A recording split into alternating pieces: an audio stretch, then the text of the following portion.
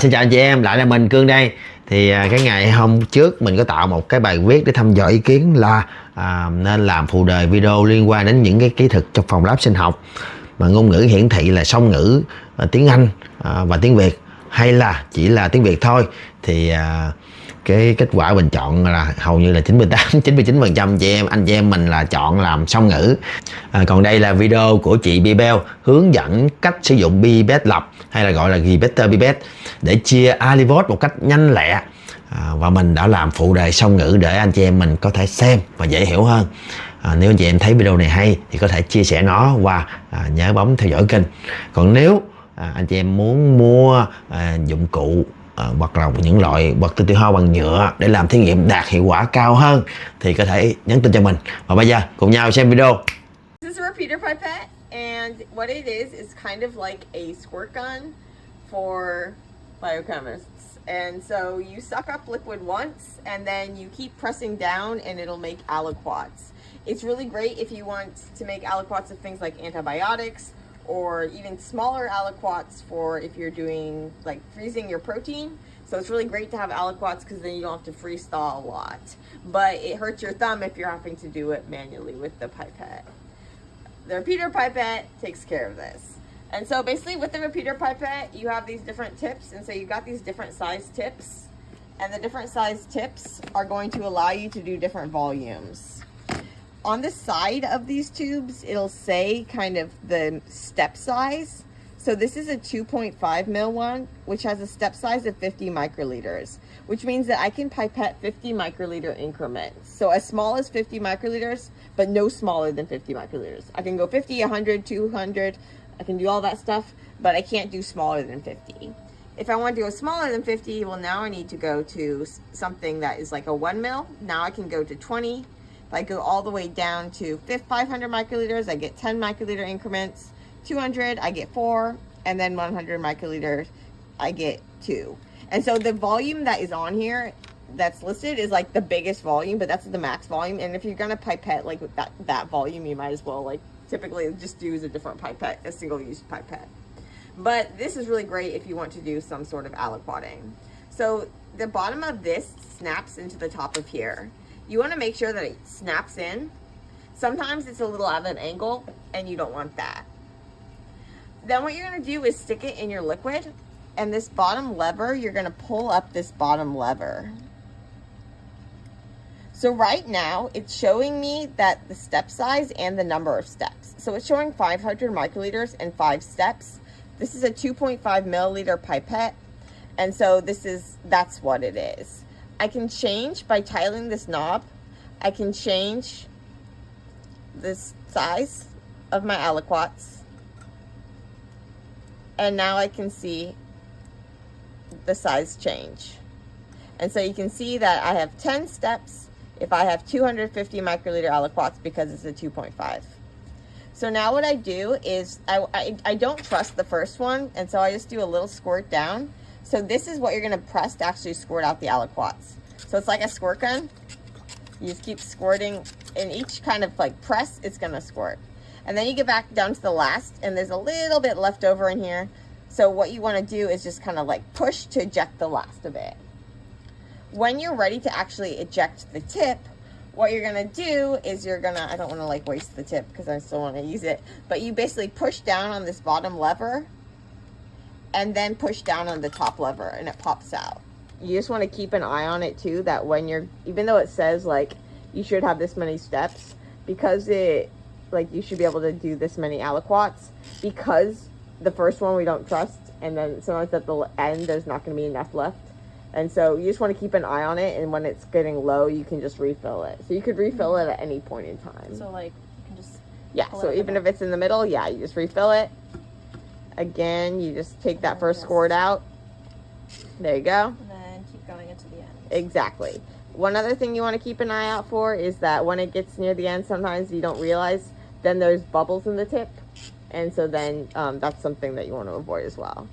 This is also really good for making aliquots if you're doing things like aliquoting some Bradford for a protein assay. Lots of really great uses for the repeater pipette. So again, you snap it in here. You pull this up to drag up your liquid. You press it down to squirt out the liquid. When you're done, you push this down and then push down that, and it comes out. So snap it in. And remember that if it's at an angle, that's not going to work. And so to get this off, you want to push down and then pull out. Then I'm going to snap it in. Hear that nice snap? Things are uneven. If I want to change, I rotate to the right to make my steps bigger and to the left to make my steps smaller.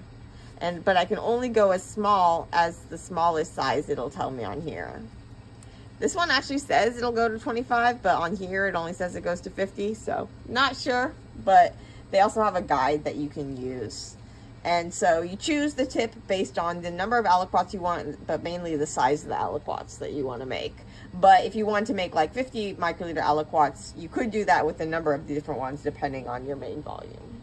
The bigger thing is when you want to go to the small volumes, then you want to make sure that you're using one that has the small increments that you want. So,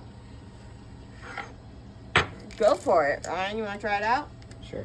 Okay, so I'm going to take this off. So I'm going to push down and eject. That's not how you would normally do it, just onto the bench, but okay. So you're going to snap in. There you go. What size steps are you going to make? Make 250. Okay, sounds good. Okay, and then I put my liquid. Press up. Exactly. Perfect. Okay, and we don't trust the first one, so we just want to do one tap on the first one. One tap on the first one. Yeah, so just do the first squirt into the tube. There you go. Okay, now you're ready to go. In here. Now just press once. There you go. There you go. Perfect.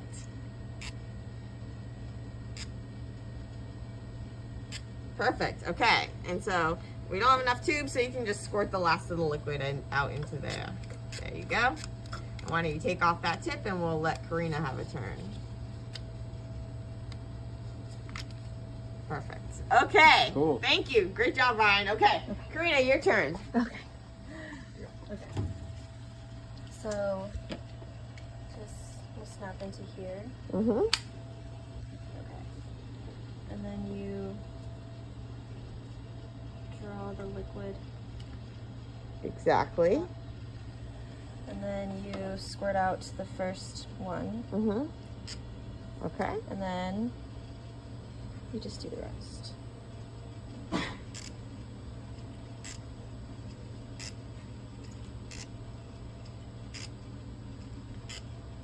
And then since we don't have enough tubes,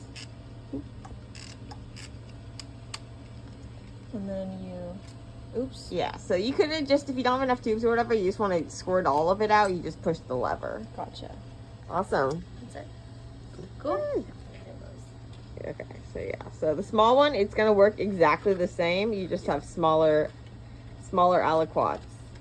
So I like to make really little aliquots in the Eppendorf tubes when I'm freezing protein.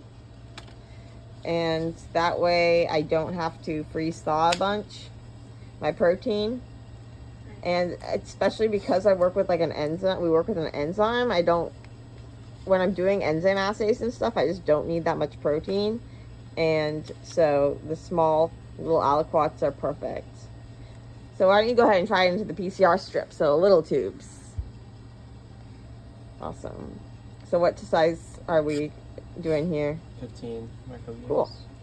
Yeah, and so in my grad school days too, when I was setting up crystallography trays, you basically have these plates with a lot of different conditions that you're testing. And so there's some things that you want to put into each of the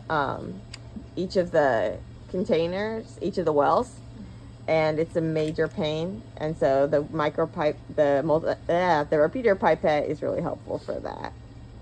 So this is a repeater pipette. So basically you pull up once and then you squirt as many times as you can, given the volume constraints. So you set the step size depending on how much you want each portion to be, So this is the repeater pipette, and then there's also another time-saving pipette is going to be your multi-channel pipette. And so the multi-channel pipette, it's going to allow you to do multiple at once. So that's great if you want to have multiple things, but it only does one. You take up and you only dispense once, but you can dispense into multiple places.